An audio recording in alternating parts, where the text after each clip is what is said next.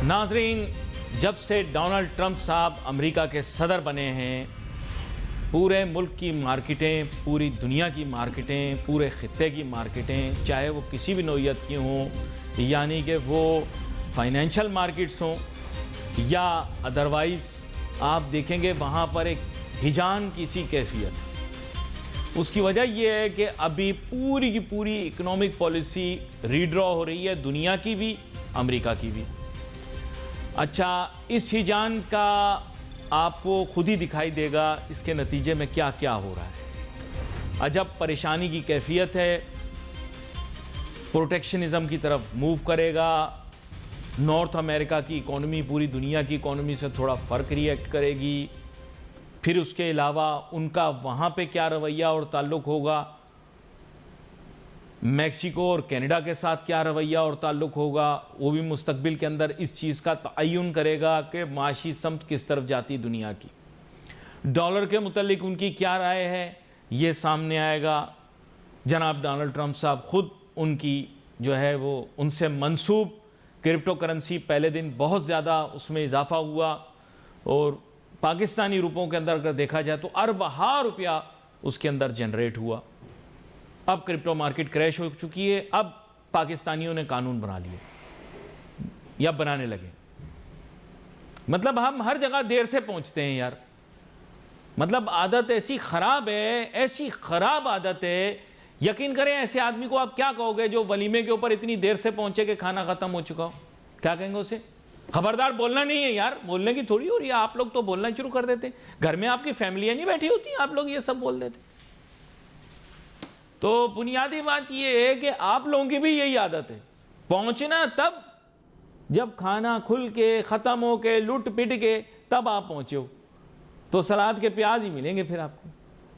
इसी तरह आपको पता है कि हमारी फाइनेंशियल मार्केट भी ओवर रिएक्ट करती रही है, तो मेरे उसके मुतालिक भी बहुत सारे तहफ़्फ़ुज़ात हैं। कैपिटल मार्केट का बिहेवियर बिल्कुल अननेचुरल रहा है और पहली दफ़ा रेगुलेटर ने कोई इस पर उंगली भी नहीं उठाई। वजह क्या है? एक बहुत बड़ा सवालिया निशान है। वजह तो खैर हमारे यहाँ बाद में ही पता लगती है।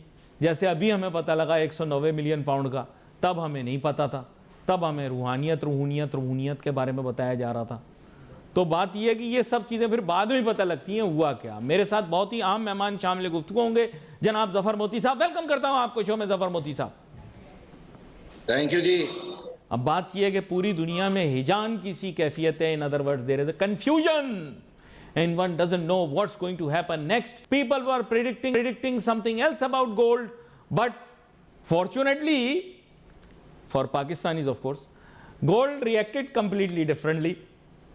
We were expecting something completely different after drill, baby, drill, but something else happened altogether. People were expecting so many things from different capital markets of the world, but I cannot say for certain what is going to happen tomorrow. क्या ज़फ़र मोती साहब आप इसके बारे में कोई कयास कर सकते हैं? जी बिल्कुल कयास कर सकते हैं। देखिए, गोल्ड का रिएक्शन बिल्कुल नेचुरल आया है कि वॉर खत्म होती जाएंगी तो गोल्ड नीचे आएगा। अब गोल्ड का रिएक्शन देखिए, यूक्रेन की उसने सप्लाई साइड बंद की है ताकि ये वॉर भी खत्म हो। उधर उन दोनों को, हमास को और बिठाया है। 4 के सामने 200 आदमी फलस्तीनी छूट रहे हैं, फौजी छूट रहे हैं, तो ये एक गुड साइन है कि वॉर को उसने कंट्रोल किया है। अब जो छोटे कंट्रीज जो हैं, जो इकोनॉमिकली पावरफुल हो रहे हैं अमेरिका के सराउंडिंग में, उनको एक किस्म का वार्निंग देना जरूरी इसलिए था कि भाई वो जो थे इनकी इकोनॉमी पर बहुत बड़ा डैमेज कर रहे थे, वो भी इसने कर दिया। फिर इसने ऑयल प्राइसेस वालों को कहा कि ऑयल कम करो, वो भी हो गया। कल की तो वो तकरीर में उसने अरब्स को क्रेजी कह दिया है कि दे आर क्रेजी पीपल। हम एनवायरमेंट, और वापस कभी एनवायरमेंट में आ रहा है, फिर वापस निकल रहा है, फिर वापस जा रहा है। तो अभी जो प्रिडिक्शन दो चीजों की तो हो गई, गोल्ड की और क्रिप्टो करेंसी की। क्रिप्टो करेंसी में खुद इसने अभी खबरें आ रही हैं कि कम से कम 100 डिफरेंट मार्केट में इसके ग्रुप एक्टिव हैं ट्रेडिंग में, तो वो एक अलग चीज है। और ये तो कहते हैं बगैर वो करे हुए, बगैर कोई जंग क्रिएट किए हुए मैं माल बेच सकता हूँ। लास्ट टाइम उसने $350 बिलियन का बेचा था माल अपना उसको, सऊदिया को। और उसका इंटरव्यू बड़ा अच्छा था कि इसने कहा I told the king, look king, I love you, but without us you won't last for a week. ये खुला दुल्ला बोलने वाला आदमी है। तो ये जो है टॉपसी टर्वी चलता रहेगा, और हमारे पास भी ऐसे रिमाइंडर्स हैं जो टॉपसी टर्वी चल चुके हैं। तो हमें तो कोई ताज्जुब नहीं होना चाहिए।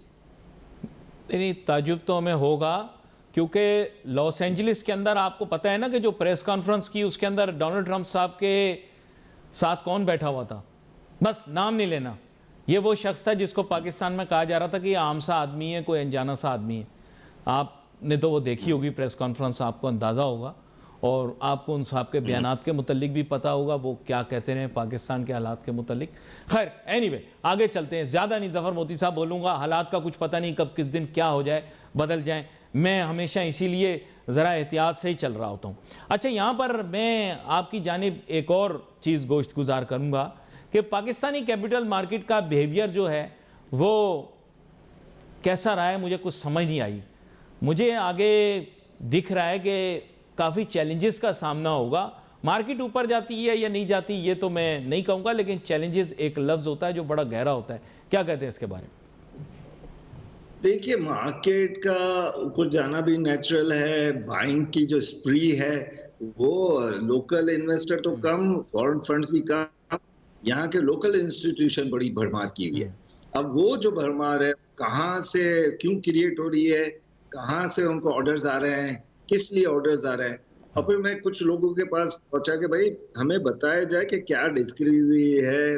बड़ा नहीं आदमी था। जफर मोती साहब, नहीं, पहले मेरे एक सवाल का आप जवाब दें। सॉरी, माजी के झरोकों में आपको ले जाता हूं। जब मुझे याद है पहली मर्तबा मैं आपको स्टॉक एक्सचेंज बिल्डिंग के अंदर ट्रेडिंग हॉल में मिला था, और तब जाहिर बात है आप तो आज भी जवान हैं और मैं भी आज जवान हूं, लेकिन वक्त काफ़ी पहले का है, 2 दिहाई पहले तकरीबन।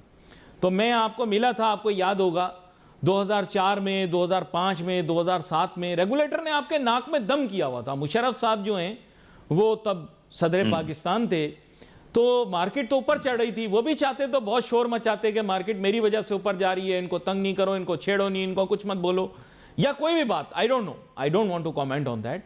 लेकिन रेगुलेटर ने आप लोगों की नाक में दम किया हुआ था जैसे तैसे।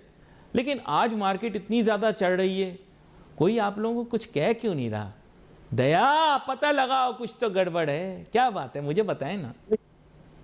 नहीं है, उनको भी एक इंस्ट्रक्शन आई हुई है कि भाई डोंट मैस विद अस। अब आप मैस विद अस, यूएस वाला जो अस है वो आप समझ जाओ कि कौन है। तो उनको भी कोई कॉल आई होगी, कोई कुछ है कि वो कोई चीज में नहीं हो रहे। इतनी बड़ी स्पेक्यूलेशन हुई, इतना बड़ा अप एंड डाउन हुआ कई स्क्रिप्टों में, उसमें कोई तो पूछे कि भाई ये शेयर कहाँ जा रहे हैं, किस जगह जा रहे हैं, क्यों जा रहे हैं, कब बिकने को आएंगे, क्यों बिकेंगे, कहाँ बिकेंगे, ये कोई एलिमेंट नजर ही नहीं आ रहा। बाकी आप जो क्वेश्चन, तो मेरे ख्याल में तो सही है। अब क्योंकि आप मुझे पहले नहीं, ये वो लगते हो प्रूडेंशियल जो रेगुलेशन क्यों आई थी? बैंकारी तो पाकिस्तान में बहुत ग्रो कर रही थी, इस वजह से आई क्योंकि इन्वेस्टर्स का, बैंक डिपॉजिटर्स का इंटरेस्ट प्रोटेक्ट करना है। आप लोग रिस्क मिटिगेशन के लिए इतने सारे सिस्टम क्यों लेकर आए? एससीसीपी ने बोला ये कैश मार्केट होगी, क्यों बोला? ताकि हम रिस्क मैनेजमेंट कर सकें, इन्वेस्टर्स को प्रोटेक्ट कर सकें। आज आप मार्केट 2 फोल्ड से ज्यादा ले गए, तो इन्वेस्टर्स को प्रोटेक्ट तो आज भी करना है ना, कि नहीं करना? भाई यही कुछ समझ नहीं आ रहा कि भाई हम जो रेगुलेशन लाए थे, हमने तो वो प्रोडक्ट्स जो 100 साल से हमारे पास थी, 50 बदले का, कंटिन्यूस फंडिंग सिस्टम का, बैंकिंग क्रेडिट लाइन लेने का, वो सब है ना, इन्होंने बंद कर दिया। मेरे ख्याल में, अभी मुझे पूरा पता नहीं है, लेकिन पाकिस्तान शायद दुनिया में एक मुल्क है जो कैश ट्रांजैक्शन में कई साल रहा। अब उन्होंने फीचर शुरू किया है जिसमें अभी भी इतनी डेप्थ नहीं है जितनी होनी चाहिए, और उसमें भी जो नफा लेने का जो है एलिमेंट, वो इतना बढ़ गया है, बलून अप हो गया है कि मार्केट यूं लगती है कि अगर तबाही की तरफ जाएंगी तो फिर ये जो high rate of interest acquire कर रही है फ्यूचर मार्केट, ये बड़ी ट्रबल में ले जाएगी हमें। देखिए, मैं कंपैरिजंस आपके सामने रखता हूं। लेट 80s अर्ली 90s के अंदर आपको पता होगा पाकिस्तान की मार्केट जो है वो पड़ोसी मुल्क हिंदुस्तान की मार्केटों से compete करती थी, और मामलात कुछ ऐसे थे कि ये जो हर्षद मेहता वाला मामला है, इससे पहले पाकिस्तान की मार्केट के अंदर फॉरेन इन्वेस्टर्स की बहुत बड़ी तादाद थी। यहाँ पे बड़े बड़े जिसे आप कहें कि हाउसेस मौजूद थे इन्वेस्टमेंट के, और इसके साथ साथ बहुत बड़े बड़े रिसर्च हाउसेस भी मौजूद थे जो पाकिस्तान को इमर्जिंग मार्केट्स के अंदर टॉप क्लास मार्केट डिक्लेयर किया करते थे। अब कहाँ हैं ये? मार्केट आपकी ऊपर ही ऊपर जा रही है। ये लोग कहाँ हैं मुझे बताएं। मैं बड़े बड़े नाम लेना नहीं चाहता, लेकिन एक बंदे का तो आप नाम लिया करते थे जो सिंगापुर बेस था, तो वो तो अब मार्केट में कहीं है नहीं, फिर भी आपकी मार्केट ऊपर जा रही है। समझ नहीं आई मुझे बात। देखिए, आप जब हर्षद मेहता की बात करते हो, जब इंडिया की बात करते हो, तो मैं हर्षद मेहता पर कोई कमेंट नहीं करूंगा, क्योंकि मुझे सब पता है उधर क्या हुआ था। लेकिन आप ये देखो कि अब वो कितनी बड़ी मार्केट हो गई। एग्जाम्पल मैं आपको देता हूँ, वही मैं कंपैरिजन कर रहा हूँ ना, इसीलिए आपको एग्जाम्पल देता हूँ। सार्क के रूल बन रहे थे, हमारे भी लिटिगेटर्स गए हुए थे और दिल्ली के भी लिटिगेटर्स सामने मिले हुए थे। पैरालीगल्स उनके पास कोई 50 थे, इधर वाले के पास 15 थे। फास्ट फॉरवर्ड करो, अब उसके पास पैरालीगल्स 3000 हैं, 3 बिल्डिंग्स हैं, और यहाँ वाला 15 से 100 पर पहुंचा है। तो अब आप ये जो रूल्स एंड रेगुलेशंस बना रहे हैं, जो सेबी बना रही है, जो एसईसीपी बना रही है, उसमें बहुत बड़ा डिफरेंस आ गया। आप देखो तो सही, उधर सीडीसी के अकाउंट्स कितने हैं। बांग्लादेश में 30 लाख है, यहाँ पर हमारे एक्टिव सीडीसी अकाउंट हार्डली 25,000 है, हार्डली। भले ये लाख के ऊपर चले गए, लेकिन जो डेली ट्रेड कर रहे हैं या वॉल्यूम्स के इन एंड आउट हो रहे हैं, वो हार्डली 25,000 है। फिर लोगों ने कैसे पॉसिबल है कि 80s में पाकिस्तान मार्केट लिबरलाइजेशन और स्टॉक एक्सचेंज के रेफरेंस में काफ़ी आगे था। 90s में पाकिस्तान रेगुलेशंस और मार्केट को ओपन अप करने और लिबरलाइजेशन में बहुत आगे था। 2000 में टेक्नोलॉजी अडॉप्शन, आप लोगों का जो कैट्स का सिस्टम था, अच्छा था बुरा था जो भी आप उसे कहें, बुनियादी बात उसमें आप रीजन में सबसे आगे थे। लेकिन मार्केट कैपिटलाइजेशन के अंदर आज आपका कंपैरिजन मैं करना नहीं चाह रहा पड़ोसी मुल्क के साथ, ज़रा करना नहीं चाह रहा। मैं बांग्लादेश के साथ भी नहीं करना चाह रहा, कहीं आपको बुरा ना लग जाए। कल मीडिया पे फ्लैश होने वाले मनाजिर जिनके अंदर आपने देखा होगा कि इजरायली फ़ौज की 4 ख़वातीन थी मेरे ख्याल से, उनको रिहा कर दिया गया, शायद ज़्यादा ही हों। और उसके बाद फिर ज़ाहिरी बात है दोनों हमास की तरफ भी और इजराइल की तरफ भी एक जश्न का सा समा था। तो बहुत सारे लोगों ने मुझसे पूछा, ख़ास तौर पे एजाज़ ने, ये बड़ा परेशान होता है इन चीज़ों से, तो ये हैरान हुआ, कह रहा ये इतनी नौजवान और ख़ूबसूरत लड़कियां फ़ौज में भर्ती हो गई, इनकी तो शादियां हो जानी चाहिए थी, इनकी तो शक्लें भी इतनी अच्छी हैं। तो मैंने फिर इसको समझाया, मैंने कहा इज़राइल के अंदर हर नौजवान आदमी और हर नौजवान औरत, यानी हर लड़का और लड़की फ़ौज में उनका भर्ती होना लाजमी है। इसीलिए आप वहाँ की जो फ़ौजियों को देखेंगी, ख़वातीन हो या मर्द हजरात हों, तो सब बहुत यंग आपको दिखेंगे। हजरात वैसे नहीं कहना चाहिए उनको, जिस तरह के मजालिम उन्होंने किए हैं हमारे साथ, सही बात है नहीं, लेकिन अल्लाह उनको हिदायत दे। और मैं क्या कह सकता हूँ, आप लोगों को जाग लगी नहीं। मैं तो बस यही कहूँगा कि यार अमन कायम करने के लिए थोड़ी सी अंडरस्टैंडिंग क्रिएट हो गई, वरना यार बहुत बड़े पैमाने पे आपने गलतियाँ कर छोड़ी। मैं आपको सच बताऊँ, जिस तरह से मैंने उनका दुख और दर्द देखा है यार, हम इन लोगों का, गाज़ा वालों का, और जिस तरह मैंने देखा है कि ये जिस तरह वेस्ट बैंक, और मैं आपको बता नहीं सकता, शहर के शहर खंडर बन गए। खैर एनीवे, ये ज़फ़र मोती साहब के लिए तो खबर नहीं है, क्योंकि वो तो इन चीज़ों से वाकिफ़ हैं। आप पता होगा ज़फ़र मोती साहब, हमारे लोग थोड़े से हैरान थे और थोड़े परेशान भी थे कि वहाँ पर नौजवान लड़कियाँ और लड़के क्यों वहाँ फ़ौज में दिखते हैं ज़्यादा, और खूबरू भी होते हैं, खूबसूरत भी होते हैं, फिर भी वो फ़ौज के अंदर होते हैं, क्योंकि हमारे यहाँ तो फ़ौरन लड़की प्यारी हो तो उसके हाथ पीले कर देते हैं। तो वहाँ पर आप जानते होंगे ज़बरदस्ती फ़ौज में ड्यूटी करना ज़रूरी है। इसलिए वो जिन मनाजिर का जिक्र आप प्रोग्राम के शुरू में कह रहे थे, वो जिक्र कर रहे थे कि आज़ाद हो गए, वो ये वजह थी जी। तो इसमें हमारा क्या इसमें कनेक्शन है, कुछ क्या है? नहीं, हमारा कनेक्शन क्या होना है? हमारा कनेक्शन तो यही होना है, जो आम बात आपने कर दी गुफ्तगू शुरू में, कि अगर ये जंगें बंद हो गई तो फिर जाहिर बात है dimension of the international economy change हो जाएगी, और अगर वो इंटरनेशनल इकोनॉमी की डायमेंशन चेंज हो गई तो फिर बहुत सारे लोगों की इंपॉर्टेंस कम और कुछ लोगों की इंपॉर्टेंस ज़्यादा भी हो जाएगी। और फिर जाहिर बात है इकोनॉमी तो इसी चीज़ पे मूव कर रही होती है कि किसकी इंपॉर्टेंस एक वक्त पे ज़्यादा और किस वक्त पे कम हो, जिसका जिक्र आपने किया था। कुछ कमेंट्री इस बारे में मेरे ख्याल मज़ीद बाकी है कि आपने यूक्रेन की जंग ख़त्म होने के मुतालिक बात की, तो बहुत सारे लोगों की दुकान बंद हो जाएगी, कुछ लोगों की दुकान खुल जाएगी, मार्केटों पर क्या असर होगा और पाकिस्तान की मार्केट पर क्या असर होगा। और पाकिस्तान में जो हमने ज़बरदस्ती की महंगाई यूक्रेन का नाम लेके की है, जिन लोगों को यहाँ पे ये भी नहीं पता कि चीचा वतनी कहाँ है, वो ये कहते हैं कि साहब यूक्रेन की वजह से महंगाई हो गई। तो इसके ऊपर थोड़ी सी आप रोशनी डालें। ये जो है ये हर वक्त लोग जो अखबार में पढ़ते हैं या आपकी मीडिया को देखते हैं ना, तो वो उधर से ही बातचीत शुरू करते हैं। अब जो महंगाई है, आपका बेसिक आइडिया है कि आपके जमीन के ऊपर जो उगता है वो 17 करोड़ पाकिस्तानियों के लिए उग रहा है, तो जाहिर है महंगाई हर वक्त रहे, चाहे आप कुछ भी कर लें। और जेब में हमारे कोई बिलियंस ऑफ डॉलर नहीं है कि इंपोर्ट कर सके। अब आपका तैयारी होगी $1 बिलियन की चाय लेने का, $1 बिलियन का व्हीट लेने का, $1 बिलियन की अदर एसेंशियल आएंगी, $600 मिलियन की तो पाम ऑयल आएगी। तो ये सब के लिए भी हाथ पांव फूल रहे हैं। इधर हम कहते हैं कि भाई दरवाजा खोल दो वाघा का, तो उधर से एसेंशियल आइटम्स, पेरिशेबल आइटम्स आ जाएंगी, तो वो जिद करके बैठे हुए हैं। जबकि जो डॉक्टर सलमान शाह थे, मुशर्रफ के टाइम का आपने याद दहानी कराई है, तो उन्होंने खुलवा दी थी कि भाई इधर की प्राइसिंग को हम मेंटेन करेंगे, किसी को भी 200-400 रुपए किलो में चीज नहीं बेचने देंगे, अगर नहीं हुआ तो हम इंपोर्ट अलाउ करो। ये तो यहाँ पर ये पल्स पर बैठे ही नहीं है ना कोई कि भाई क्या हो रहा है। भूख इतनी है कि ये समझ लो कि आपके घर के डोर स्टेप से बाहर निकलोगे तो भूख है। अच्छा जफर मोती साहब, पाकिस्तान में तो चूंकि लोग अपने इलाके से ही बाहर नहीं निकले, तो इनको पता नहीं होता दुनिया का।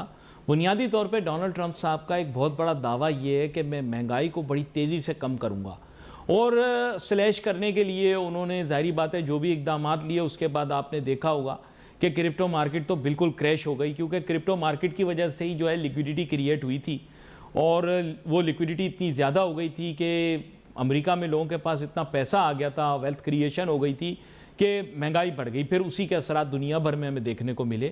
तो इसी तरह आपके ख्याल से बैनुल-अक़वामी सतह पर भी महंगाई कम होने की कोई गुंजाइश आपको दिखाई देती है उनके इक़दामात से?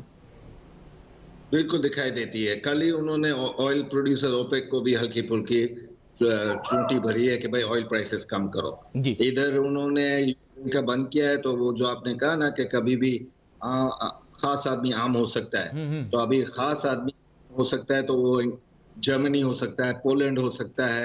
ये भी तो एक इकोनॉमिक के इंडिकेटर्स होते हैं ना कि भाई जंग खत्म हुई तो उनकी इंपॉर्टेंस कम हो गई। बाकी आप जो कह रहे हैं कि हर इस्राइल में जो हर एक को फौज में जाना जरूरी है, तो ये क्रिएट कर देते हैं उनको एक दुश्मनी के लेवल पर। ये छुट्टियां मनाने में भी जाएंगे कहीं पर, जैसे फुकेट गए हैं या थाईलैंड गए हैं, तो ये उधर भी ये जो इस्राएली लड़के और लड़कियां हैं ना, आप उनके रेस्टोरेंट में चले जाओ कि चलो आज वो खाते हैं इस्राएली फूड यानी फूड, तो ये शक की नजर से देखेंगे आपको, यानी ये भी डर जाएंगे, आपको भी डरा देंगे। जी जी। तो और भी ममालिक हैं जहां पर आपको पता है मैंडेटरी मिलिट्री ड्यूटी होती है, जैसे कि साउथ कोरिया है। साउथ कोरिया के अंदर तो बहुत रिगरस, आपको पता होगा कि मिलिट्री ट्रेनिंग भी करते हैं, और हर कोरिया का जो शहरी है जो सेहतमंद हो और फौज में जाने के काबिल हो, उसको भर्ती किया जाता है। ये कंस्क्रिप्शन होती है, कहीं कहीं है दुनिया में। बिल्कुल। सेकेंड वर्ल्ड वॉर में तो अपना सेकेंड वर्ल्ड वॉर क्या, वियतनाम वॉर तक भी अमेरिका में यंग एज को जाना पड़ता था वियतनाम। आप जापान को देखें, उसने इतना नानकिंग में उसने जब हमला किया तो वो सब फार्मर्स बच्चे थे, वो अपनी समुराई से गले नहीं काटना चाह रहे थे, लेकिन उनको इंस्ट्रक्शन थी कि अगर चाइनीज के गले नहीं काटोगे तो टर्न अराउंड हुए तो हम तुम्हें मार देंगे। फिर वो बन गए, ईवल बन गए थे। अब ये पोलाइट कंट्रीज लगते हैं आपको, जर्मनी आपको पोलाइट लगेगा, आपको जापान पोलाइट लगेगा, ये they have gone through all this. बल्कि इतना है कि आज भी एक एलिमेंट डिप्रेशन का होता है जर्मनी में। तो 80s में जो इनका था चांसलर, उसने कई राइटर्स को बुलाया कि भाई हेलमट कोल जो था, हेलमट कोल, हाँ हेलमट कोल ने कहा कि भाई मोटिवेट करो, ऐसी बुक्स लिखो जो अब जर्मनी को ग्लोरीफाई करे, हमेशा ब्लेम गेम का ना हो। यहाँ पर भी हम जब डॉक्टर वहाब माजू में चले गए आईबीए को छोड़कर, तो उन्होंने सिर्फ उन लोगों की किताबें लाइब्रेरी में रखी जिनकी बायोग्राफीज, ऑटोबायोग्राफीज पॉजिटिव हो, ताकि जो हम भी ये पाकिस्तान की इकोनॉमी को देख के जो प्रेशर और जो एम्बैरेस्ड होते हैं हमारी करेंसी देखकर, किसी से आंखें नहीं मिला सकते, तो वो जो है मसला को देखते हुए अब हम पॉजिटिव लोगों को पढ़ते भी हैं, सुनते भी हैं और उनके विचारों पर बातचीत करते हैं। जफर मोती साहब, एक सवाल आपसे पूछा जा सकता है और किसी से पूछा नहीं जा सकता एक्चुअली वो सवाल। देखिए, आप जानते होंगे कि इस वक्त दुनिया में खलबली इसलिए भी मची हुई है और माशी हदूद पे भी बहुत बड़ी खलबली मची हुई है। एक बहुत बड़ा रिसोर्स रिच रीजन है दुनिया का, उसे कहते हैं ग्रीनलैंड। अब ग्रीनलैंड को डोनाल्ड ट्रंप साहब कहते हैं कि मैं अमेरिका में जम कर लूँगा, और उन्होंने अपनी ख्वाहिश भी जाहिर की है और कहा कि भाई वहाँ के लोगों से पूछ के और उनके मशवरे से अब उनको अपने मुल्क का हिस्सा बना लेंगे। तो इसके बाद फिर आपको पता है अमेरिका के वसाइल ज़मीनी और मादनी सब जो हैं वो शायद दुगने तिगने हो जाएं, तो उसके पास वेल्थ जो होगी वो कहीं ज़्यादा बढ़ जाएगी। क्या कहते हैं आप? भाई ये टोटके करता रहेगा। जस्टिन ट्रूडो को बोल दिया कि आप हमारी तरफ आ जाओ, छोड़ो, आप बड़ा कंट्री बन जाते हैं। ये ऐसे टोटके छोड़ता रहेगा। दुनिया इसके हैबिट्स को जानती है। मैं तो इसके ट्रम्प कैसीनो में भी रहा हूँ, अटलांटिक सिटी में, तो वो जो है इसके शोशे, और ये आज का नहीं है ये टोटकेबाज, ये टोटके इसके 1980 से चल रहे हैं। तो wait and watch, enjoy him. हमारे पास भी काफी नहीं, लेकिन वो कह रहे हैं कि जितनी दुनिया में ममालिक हैं जो वसाइल से माला माल हैं, वो अमेरिका का हिस्सा बन जाएं, जो ऐसे ममालिक हों जो थोड़ा तैरते झूलते झूमते हों। तो ऐसे ही वैसे आपको बता रहा हूँ, पाकिस्तान भी वैसे वसाइल से माला माल गलत मुंह से निकल गया। मैं वैसे बता रहा हूँ कि मतलब गलत नहीं कह रहा, मैं ऐसे सोचा जाने में कोई बुराई नहीं है। अरे भाई, पाकिस्तान तो खुद चाहता है। मैंने एक एग्जांपल दिया था कि अगर इथोपिया पूरे वीजा दे देना पूरे पाकिस्तान को, तो 16-17 करोड़ लोग इधर से चले जाएंगे। इथोपिया भी जाने को तैयार है। ये अभी आप देखो ना, आपके एम्बेरसमेंट है क्या। लोग कहते हैं हम बैंक्रप्सी में नहीं है स्टेज पर। मैं कहता हूँ जिस दिन आपका 400 बच्चा ग्रीस ने अंदर नहीं घुसने दिया, वो मर गए, वही बैंक्रप्सी आपकी है। अभी 22 बच्चा और मरा है। This is bankruptcy. ये कोई खुशी से थोड़ी जाते हैं 6-6, 7-7 लाख रुपए देकर। ये अच्छी लाइफ को तलाश करने जाते हैं। यहाँ तो एक आपकी एंकर है लेडी, तो वो बोल रही थी ब्रेन ड्रेन हो रहा है। मैंने कहा इस ब्रेन का हम करें क्या? हम इनको ना जॉब दे रहे हैं, ना नॉरिशमेंट दे रहे हैं। नहीं, लेकिन ये आपने बड़ा इंपॉर्टेंट इश्यू उठा दिया। मैं आपको कल भी मैं एक इंटेलेक्चुअल से बात कर रहा था, आप समझने की कोशिश करें। You have created a cliff for yourself, now there is a void. पहले डाउनवर्ड स्लोप था, आप अपने लिए क्लिफ क्रिएट कर रहे हैं, आप अपने लिए एक वॉइड क्रिएट कर रहे हैं। इसके आगे who is going to take over the future of this country? It requires vision, whether economic, scientific, academic, all of the people have left. Now there is a cliff. You have to understand. When will we come to the realization? Stock exchange में भी यही हुआ है। मतलब कोई भी जिद कर ले, मैं उसकी बात मानने से बिल्कुल इनकारी हूं। प्रॉब्लम यह है कि स्टॉक एक्सचेंज में भी हमने क्लिफ क्रिएट कर दिया है। कोई नई लिस्टिंग नहीं, कुछ नहीं। इंडस्ट्री में भी यही है, no future mega project coming up, no big industry being installed और प्लेस्ड। तो सर ये क्लिफ ला रहे हो आप अपने लिए, वाइड क्रिएट कर रहे हो। ओ भाई, यहाँ पर सिर्फ करंट अकाउंट को मेंटेन करने के लिए सब धक्के खा रहे हैं। यहाँ तो मुझे करेंसी लगती है कि इंपोर्ट खुलेगा तो क्या होगा, और एसेंशियल आइटम का भी इंपोर्ट खुलेगा तो क्या होगा। परेशानी आप ये नहीं देख रहे हो, क्लिफ और नॉन क्लिफ और मट्टी, ये तो छोड़ो। अभी तो आपको सर्वाइवल करना है, और ये सर्वाइवल इस साल में और टफ हो जाएगा अगर यही महंगाई रही, यही इन्फ्लेशन का आप दे रहे हो 6%। आज ही हमारी आएगी तो 100-150 पॉइंट वो बेसिस पॉइंट से वो कमी कर देंगे इंटरेस्ट रेट पर फिर भी हम कितना हाई इंटरेस्ट रेट है। उसने उधर भी धमकी दी है अपना फेडरल रिजर्व को ट्रंप ने कि इंटरेस्ट रेट लो और लाओ। नहीं, लेकिन मैंने इस क्वेश्चन का आपको जवाब दें। आप बहुत इंपॉर्टेंट क्वेश्चन मैं आपसे पूछना चाह रहा हूं। देखें, आपने अपनी फाइनेंशियल इंडस्ट्री के अंदर कोई नया फाइनेंशियल इंस्टीट्यूशन क्रिएट करने के बारे में कोई विजन भी पेश नहीं की, ना कोई पेश किया है।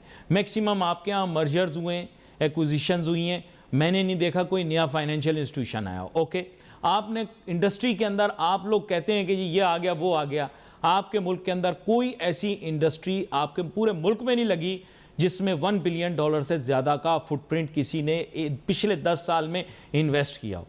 आप कह रहे हैं मुंह जुबानी कि हमारे यहाँ रिफाइनरी लग रही है, लेकिन कोई रिफाइनरी नहीं लगी। आप क्या करना क्या चाह रहे हो अपनी इकोनॉमी के साथ सर? आपको अंडरस्टैंड करना है, आपके पास आप पहुंच रहे हो क्लिफ में वाइड में, चाहे आप मानो या ना मानो। बिल्कुल पहुंच रहे हैं, लेकिन हम लोग वो हैं ऑस्ट्रिच है जो सर मट्टी में दबा देता है अपना। हम लोग नहीं देख रहे कि भाई आप अगर डॉलर ही नहीं दोगे तो एक्सपेंशन में कौन जाएगी, कौन सी इंडस्ट्री जाएगी, मुझे बताएं। किसी ने $170 में एक इंडस्ट्री लगाने का कहा, गवर्नमेंट ने रिफ्यूज कर दिया। उसने फिर ऑफर दी कि $220 में मुझे दे दो, मैं इंडस्ट्री लगा रहा हूँ, I am not taking this money away from here. नहीं दिया। अब ये जो चीजें हैं ये फिर आपके मुंह पर आती है ना। परेशानी तो ये है कि ये गाना तो सब गा रहे हैं कि बैंक्रप्सी से निकल गए, लेकिन bankruptcy is just around the corner. यानी ऐसा नहीं है कि हम बहुत अच्छे जा रहे हैं। फिर आपका जीडीपी देख लें, फिर ये कभी कहते हैं इलेक्ट्रिसिटी के बिल कम कर देंगे, फिर सोलर पर ड्यूटी लगेगी नहीं लगेगी, लगेगी कि नहीं लगेगी।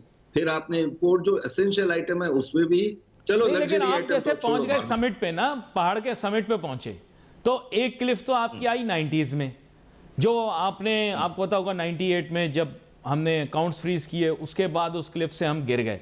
गिर तो हम पहले भी गए थे, लेकिन हम लड़खड़ा के हमने बैलेंस कर लिया खुद को, जैसे फिल्म क्लिफ हैंगर के अंदर सिल्वेस्टर स्टैलियन ने खुद को कर लिया था। लेकिन फिर एक क्लिफ आई 2008 के बाद, उसके बाद फिर हम गिर गए क्लिफ से। तो सर बात ये, why are we creating these kind of cliffs for ourselves and why are we not retaining talent?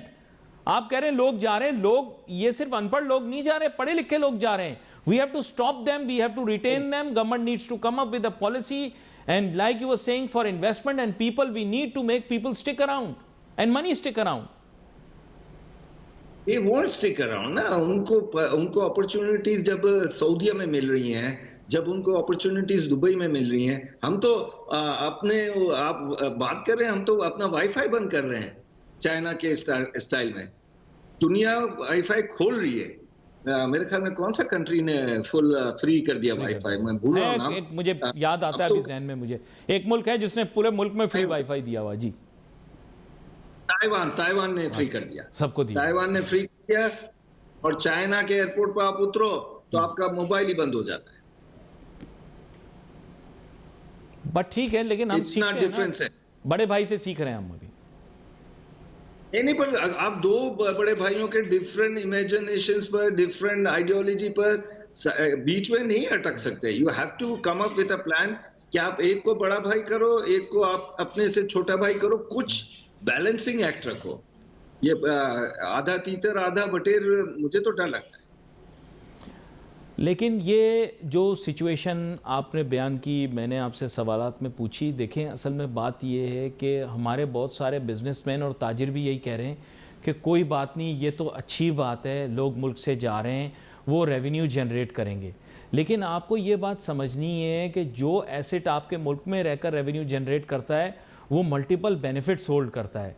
जो मुल्क से चला जाता है वो आपके यहाँ टैक्स पे करने का भी बाउंड नहीं है, अपने प्रॉफिट्स भी आपके साथ शेयर करने का बाउंड नहीं है, अपना टैलेंट और अपनी नॉलेज भी आपके साथ शेयर करने का बाउंड नहीं है।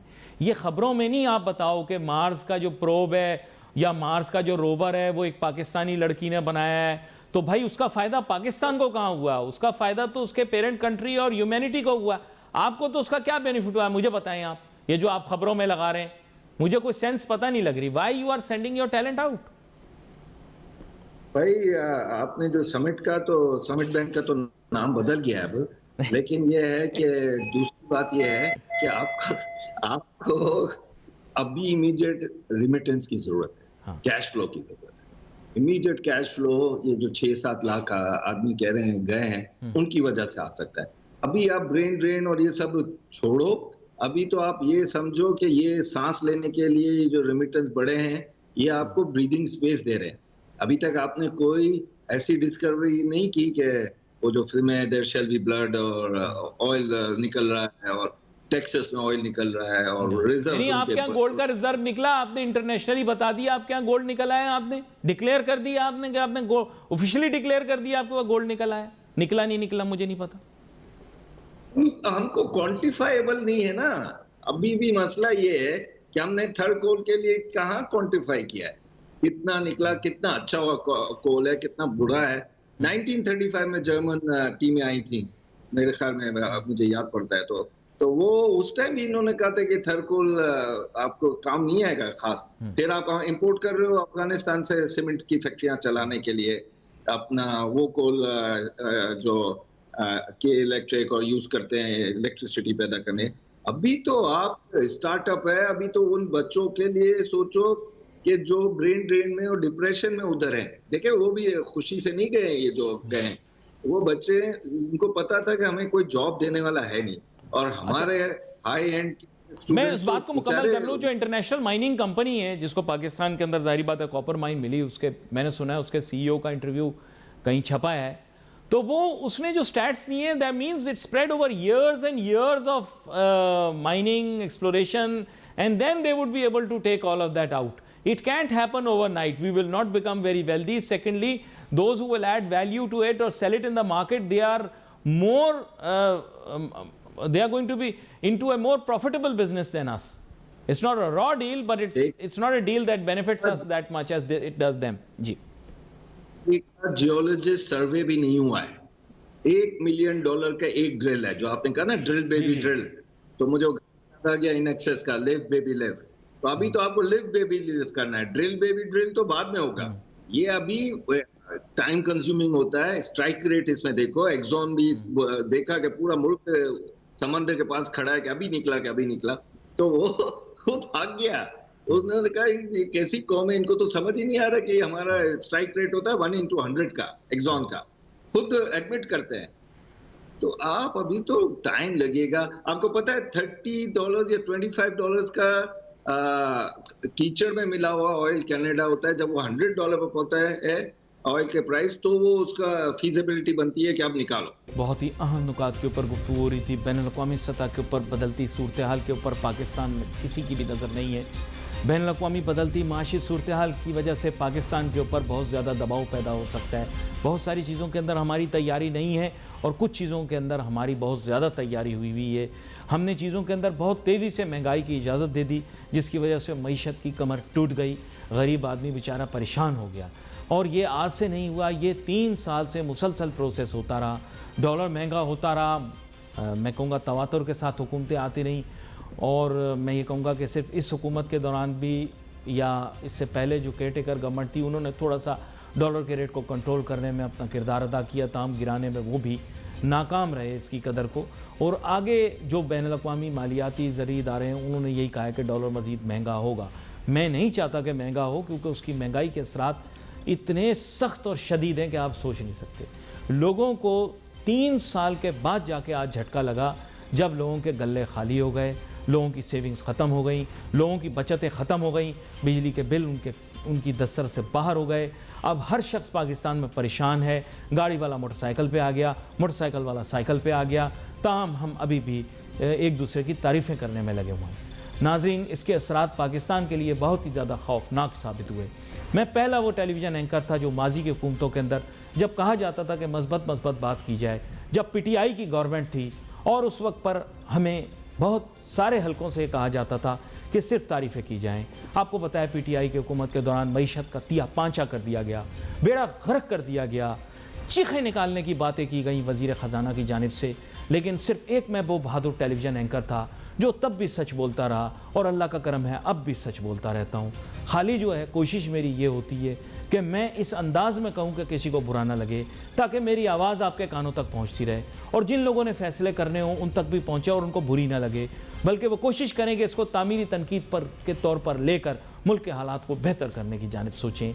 नाज़रीन, इसी तरह कुछ गलतियाँ और ममालिक के अंदर भी हुई, जहाँ पर मुख्तलिफ माशी अशारियों को दिखाकर और ताजिर सनतकारों को से अपनी तारीफ़ें करवा कर काम निकाला गया. लेकिन कुछ अरसे के बाद अवाम और मुल्क को दोनों को उसका खमियाजा भुगतना पड़ा. मैं पाकिस्तान की क़यादत से बेइंतहा मोहब्बत भी करता हूँ, अवाम से भी बेइंतहा मोहब्बत करता हूँ, और ये दोनों को बैलेंस करते हुए मैं ये गुजारिश करना चाहता हूँ कि महंगाई को जल्द से जल्द कम करने के मुतालिक अहम फ़ैसले किए जाएँ. बिजली की कदर को कम किया जाए, बहुत सारी चीज़ों के अंदर गैस की कीमत को कम किया जाए, खाने पीने की अशिया की कीमतों को कंट्रोल में लाया जाए, सप्लाई साइड को मैनेज किया जाए ताकि गरीब आदमी आपको दुआएं दे। बहुत सारे लोग समझते हैं कि दुनिया में इख्तियार और ओहदे सब कुछ देते हैं। यकीन करें, इख्तियार और ओहदे आपको कुछ नहीं देंगे। एक किसी गरीब की दुआ लग जाएगी, हो सकता है अल्लाह ताला उसे कबूल कर ले तो आपकी ज़िंदगी जो है उसमें खुशहाली आ जाए। यकीन करें, सबसे ज़्यादा नाखुश कौम अगर मैंने दुनिया में देखी है तो एक हमारी प्यारी नाखुश कौम है, और इनको नाखुश रहने का भी शौक़ है, दूसरों को नाखुश देखने का भी शौक़ है। इसलिए जब भी रिश्तेदारों से मिलें, मुंह बना के मिलें, नाखुश तौर पर मिलें ताकि आपको नज़र ना लगे, क्योंकि कभी भी आप उनसे हंसते मुस्कुराते मिलेंगे तो आपको शदीद तकालीफ और मुश्किलात का सामना करना पड़ेगा। जब भी रिश्तेदारों से मिलना है, मुंह बना के मिलना है, दुनिया में सबसे ज़्यादा गमगीन और दुखी बन के मिलना है, और हमेशा उनको ऐसा तासुर देना है कि आपसे ज़्यादा इस वक्त परेशान कोई नहीं है। और यकीन करें, इंशाअल्लाह उल अज़ीज़, मुझे उम्मीद है कि अल्लाह का शुक्र अगर आप अदा करते रहेंगे और रिश्तेदारों के सामने मुंह बना के रखें तो आपको बहुत कामयाबी मिलेगी, क्योंकि उनकी बुरी नज़र से आप बचे रहेंगे, क्योंकि नज़र जो है पत्थर में भी सुराख कर सकती है। यहाँ पर प्रोग्राम का वक्त ख़त्म हुआ चाहता है। अली नासिर हमारी टीम को इजाज़त दीजिए। अल्लाह हाफ़िज़।